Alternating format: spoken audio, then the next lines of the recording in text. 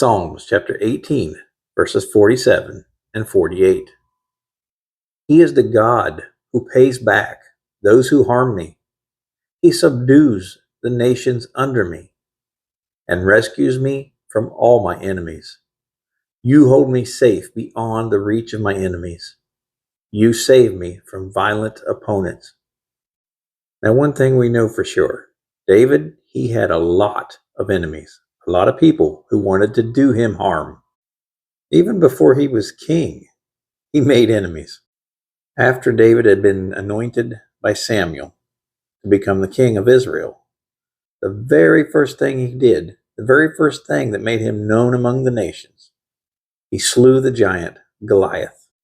And from what we hear, Goliath had 4 brothers. I guarantee you that made enemies right off the bat. But the very first enemies he made when it comes to the nations, it is the Philistines. And David pretty much did battle with the Philistines during his whole reign as king. And it wasn't just the nations that were his enemies. He had enemies within. After the Philistines, his very next enemy that he made was King Saul of Israel. He became very jealous of David. The people loved him. After returning from battle with the armies of Israel, the people would shout out to David, "Saul has killed his thousands, but David his tens of thousands." That little detail did not escape Saul's attention. Saul said, "What's next? What more can they give him but my throne?" So after that, Saul saw David as an adversary and not a friend. And he sought to kill David on many occasions and failed at all of them. David was God's appointed king, and he would not permit any harm to come to his anointed.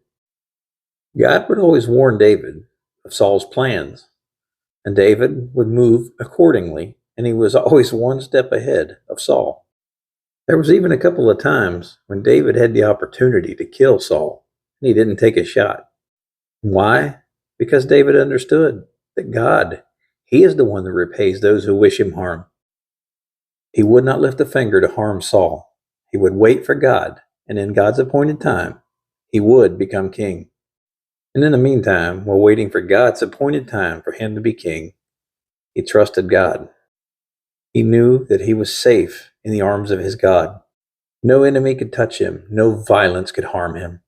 David was under the protection of the Almighty, the God of Israel.